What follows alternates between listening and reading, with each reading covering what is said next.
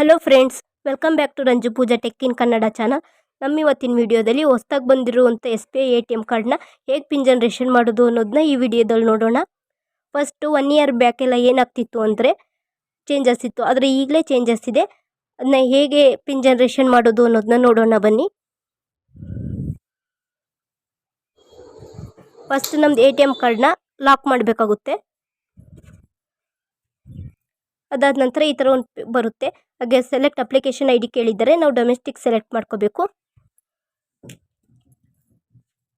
Transaction process ಆಗ್ತಾ ಇದೆ. ಅದಾದ ನಂತರ ಇಂಗ್ಲೀಷ್ ಲ್ಯಾಂಗ್ವೇಜ್ ಕೇಳ್ತಿದ್ದಾರೆ, ನಾವು ಇಂಗ್ಲೀಷ್ ಸೆಲೆಕ್ಟ್ ಮಾಡ್ಕೊಂಡ್ವಿ.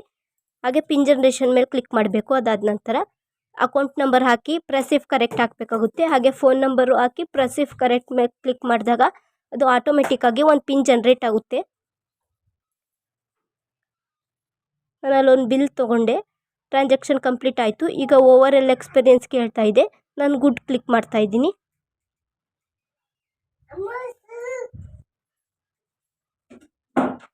ಅದಾದ ನಂತರ ATM ಕಾರ್ಡ್ನ ರಿಮೂವ್ ಮಾಡಿ ಮತ್ತೆ ATM ಕಾರ್ಡ್ನ ಲಾಕ್ ಮಾಡಬೇಕಾಗುತ್ತೆ.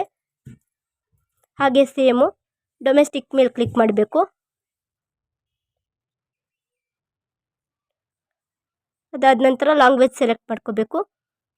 ಹಾಗೆ ಬ್ಯಾಂಕಿಂಗ್ ಮೇಲೆ ಕ್ಲಿಕ್ ಮಾಡಬೇಕಾಗುತ್ತೆ. ಆಗ ನಾವು ಪಿನ್ ಜನ್ರೇಷನ್ ಮೇಲೆ ಕ್ಲಿಕ್ ಮಾಡಿದ್ದು, ಈಗ ಬ್ಯಾಂಕಿಂಗ್ ಮೇಲೆ ಕ್ಲಿಕ್ ಮಾಡಬೇಕಾಗುತ್ತೆ.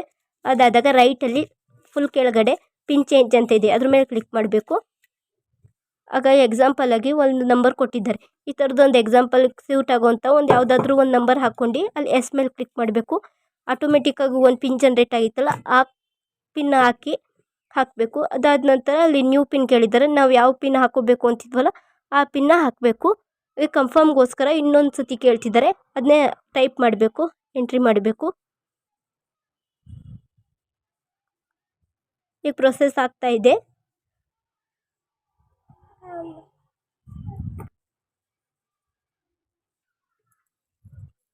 ಟ್ರಾನ್ಸಾಕ್ಷನ್ ಕಂಪ್ಲೀಟ್ ಆಯಿತು. ಈಗ ಹೊಸ ಪಿನ್ ಕೂರ್ತು. ಈಗ ಎಕ್ಸ್ಪೀರಿಯನ್ಸ್ ಕೇಳ್ತಾ ಇದ್ದೀನಿ, ನಾನು ಗುಡ್ ಕೊಡ್ತಾ ಇದ್ದೀನಿ.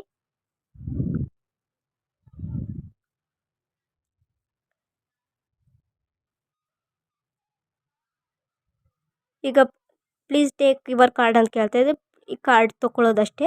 ಈ ಒಂದು ಇನ್ಫಾರ್ಮೇಷನ್ ನಿಮಗೆ ಇಷ್ಟ ಆಗಿದ್ದರೆ ನಮ್ಮ ವಿಡಿಯೋಗೊಂದು ಲೈಕ್ ಕೊಡಿ, ಶೇರ್ ಮಾಡಿ, ಹಾಗೆ ನಮ್ಮ ಚಾನಲನ್ನು ಸಬ್ಸ್ಕ್ರೈಬ್ ಮಾಡಿ. ಹಾಗೆ ಪಕ್ಕದಲ್ಲಿರೋ ಬೆಲ್ ಐಕನನ್ನು ಕ್ಲಿಕ್ ಮಾಡಿ. ಬೆಲ್ ಐಕನ್ ಕ್ಲಿಕ್ ಮಾಡೋದ್ರಿಂದ ನಾವು ಹಾಕೋ ವಿಡಿಯೋಸ್ ನಿಮಗೆ ನೋಟಿಫಿಕೇಷನ್ ಮುಖಾಂತರ ಬರುತ್ತೆ. Thank you.